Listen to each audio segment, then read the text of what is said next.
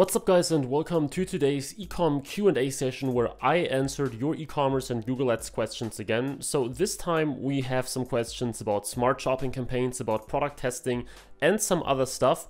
And I will do my best to really answer these questions in a good way so that also the people that didn't answer them will get a lot of value out of this. So with this being said, let's get right into the Q&A. And as always, if you have questions that you want me to answer, please post them here down below and I will probably pick your question in the next Q&A video. If you enjoyed this, please leave a like and let's get right started.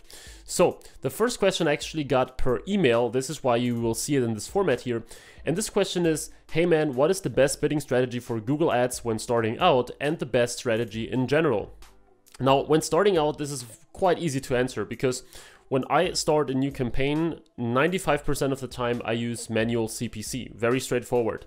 When you use automated bidding strategies like target CPA, maximize conversions, target return on ad spend, this doesn't work well if you don't have any conversion history. It's pretty much useless to start with like maximize conversions from scratch because Google technically doesn't know what a conversion for you looks like at this point. So this is why I never recommend to use them in the beginning. Now, the only automated bidding strategy that you may want to use in the beginning is maximize clicks. And even though I don't really use it a lot, there is like one or two, but one main use case for maximized clicks. And this is you having a lot of products that you want to test at the same time, but a very limited budget. In this case, you want to get as much data as you can, as quickly as you can, and then maximized clicks can be helpful because you don't have to set all those bids on an individual product level. And you can just go ahead and get as many clicks and data as possible, as quickly as possible. So that way you will get cheaper clicks or some cheap clicks because Google tries to maximize the number of them, of course, which means you get data to work from for retargeting and all this kind of stuff. But keep in mind that in this case, Google has no conversion intent behind those clicks. They just try to give you as much as many as possible. And it may be that in this case, most of them are not super relevant. So let's jump to the second question, and this is from Ray, and he asked, what defines a winner? Add to cart, sales, and at what conversion percent or conversion rate makes you look deeper or run a search campaign? Well, that's a very good question and probably one of the most common questions that I get all the time. First of all, if a product gets sales, obviously this is the biggest indicator for a winner, right? So if a product gets sales, usually when a product gets 2 sales or more within a campaign of a lot of products, this is a signal for me that this product is working quite well. Because if it gets 1 sale, it can be totally random. If it gets 2 sales, especially in a fairly short time frame, like within a few days or even within a day, this is a signal to me that this wasn't just pure accident. And this is where I then, for example, either put it into its own campaign, or what I do quite recently is I put it into a separate winning product campaign, if you want to call it like that, where I put all the products in that, generated some sort of sales in another campaign. And then in there, I'm going more in depth on the individual product level with negative keywords and all this kind of stuff. However, if you don't have sales, of course, it's quite hard to determine a winning product. And in that case, I look at, first of all, add to carts, just as you said, because this means that people were somewhat close to making a sale. So if a product gets, let's say, 6 add to carts, which you can track with Google Analytics, for example, if it gets 6 add to carts, but no sale yet, it's still more likely that this will eventually get sales than a product that has just 1 add to cart or 0, right? Because with every single add to cart, there is some chance, let's say 10 to 20% or even more, depending on your store, that this product also, that this person also converts, right? And this means that an add to cart is a very strong signal for eventually making a sale that you should definitely not ignore. Now, if you don't get add to carts either, or if you want another metric that you want to look out for, this is, in my opinion, time on site. So I've talked about this several times. I also talk a ton about that in my course about Google Ads, that time on site is one of the most important metrics, because that way you can identify the people, and again, you need Google Analytics for that. You can identify the people that spend the most time on your page, depending on the campaign or even the product they clicked on. So if, let's say, all the people that visited a certain product page from your campaigns, they spent an average of 1 minute and 30 seconds on your page. These are, there is a very little disconnect between ads and landing page because they spend so much time on it. Whereas if people only spend 10 seconds on that page, you know that there is some sort of disconnect. They, you know, the site wasn't what they were looking for. They probably expected different things. Probably, you know, the pricing was not what they expected in case of a search campaign. Many issues, and this is why a very long time on your site, especially combined with add to carts, means that you are onto something, and that most likely this product or page will result in a sale at some point in time. So these are the main metrics I'm looking for.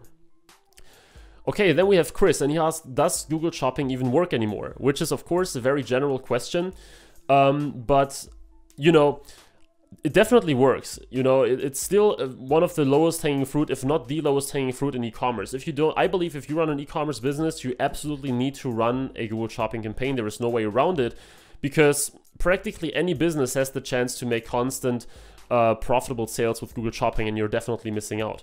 However, Google Shopping is definitely not as simple as many people want to make it look, right? So recently, with more and more people talking about Google Shopping, I've been talking about Google Ads for like 2 years now, but just recently many people jumped on and they try to make it look, you know, super simple.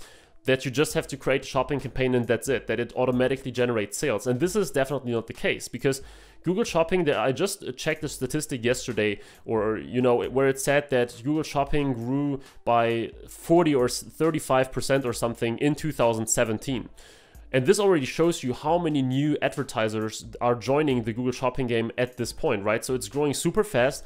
If you join Google Shopping now, if you learn everything there is about optimization, setting up your feed, testing your products, the right structures for your campaign, bidding strategies, if you learn all that stuff, then chances are that you will definitely generate some really good sales with Google Shopping, and also very profitable ones. But if you just jump into it because you think it's super easy and it's the new, you know, free money printer, this is definitely not the case, because you will have businesses everywhere that are using Google Shopping as well, because they realize it's a very good traffic source, and you will be left behind if you don't really know what you're doing.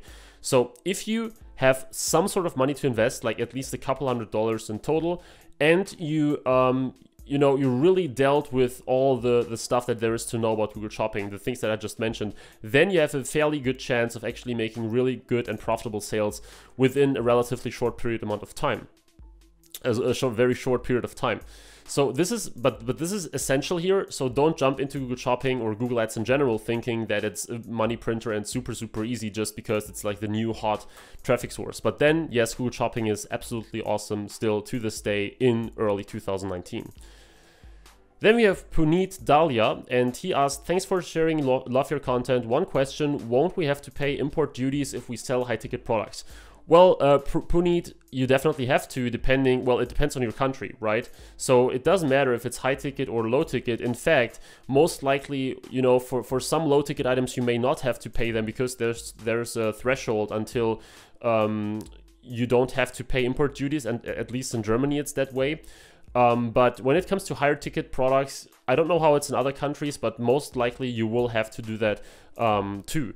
So definitely check into the law in your individual country, maybe with like a tax accountant or some other guy, and he will help you much better than I can, because depending where you sell, this may be totally different. So it's not really useful that I give you some universal advice here, but look into this for your own country. I assume that you will have to do so. And then we have the question from Le Godfather Frog. Apart from Google, have you had any success on other search engines such as Yahoo or Bing? I've heard Bing is also proving to be a good platform for sellers. Le Godfather, yes, I didn't try Yahoo, but I tried Bing, and I don't have that much experience with it yet. Of course, because of my vast like Google Ads knowledge, I really know a thing or two about Bing Ads immediately, but it's entirely different from the user interface, and some metrics or some methods on how to do things are different. I'm currently really looking into it because I want to learn it and also offer it as an additional package or as an additional feature of my Google Ads training, because it's a PPC training. And I can definitely recommend to look into that as well. So of course, Bing Ads, it's much smaller than Google, but still I was pretty amazed to see that they have some really good market share in several countries, including the US actually. So when you really know how to do Bing, chances are that you will pay less for a click. And also there are statistics that show that Bing has, Bing Ads on average tend to have a slightly higher conversion rate than Google, which is of course great. But of course, it also depends on your niche. So if you have a very tiny niche, chances are that the search volume on Bing will be even smaller than on Google, so it may not make it worthwhile. But if you are in a broader niche or even run a general store with a ton of products, definitely look into Bing. I can just really recommend to have a look at that as well. Of course, this shouldn't be your substitute for Google Ads. In this case, you should use both of them. And now we have the last question by Mark, and he said, quality content, in your opinion, what would be a good ad spend ratio for shopping, search, and dynamic retargeting? Well, Mark, this really depends on what you want to do. So for most e-commerce businesses that are starting out, I recommend something like, 60 to 65% in shopping, then 30 to 35% in search, and then the rest in retargeting or whatever else you may want to do. So if you're just starting out, display is not really a good solution or a good idea for you. YouTube can be a good idea, but chances are that with search and shopping, you will see results quicker. And for dynamic remarketing, if you start, typically you don't need more than $5 a day because the traffic on your site will be limited, and you don't need to spend $50 a day because with $5, chances are that you will be able to retarget to every single person that visited your store. So shopping, being the lowest hanging fruit, should get the highest bid, as I said, 60 or the highest budget, 60 to 65%. Then search, overlooked by many people, so make sure that you check this as well and give it a somewhat decent budget. But dynamic remarketing or dynamic retargeting doesn't need that much money because chances are you will be able to reach all the people anyway. And I hope that this answered your question and that you will apply something like this in your own Google Ad account too. So guys, this was it about today's questions and also answers. I hope that it was helpful for you. As I said, let me know in the comments whether you have a question too. It can be e-commerce related, Google Ads, but also Facebook ads or something totally different. If it fits in that format here, and if I can, answer the question somewhat quickly without needing 30 minutes for it, then I will consider making it into a new format or into a new video as well. So thanks for watching, guys. Really appreciate it. If you want to learn more about Google Ads and really crush it in 2019, make sure that you check my training, the eCom PPC Academy, in the description. And I am looking forward to see you in the next video again. If you don't want to miss that out, make sure that you subscribe to this channel, and I will hopefully see you in the next video. Bye bye.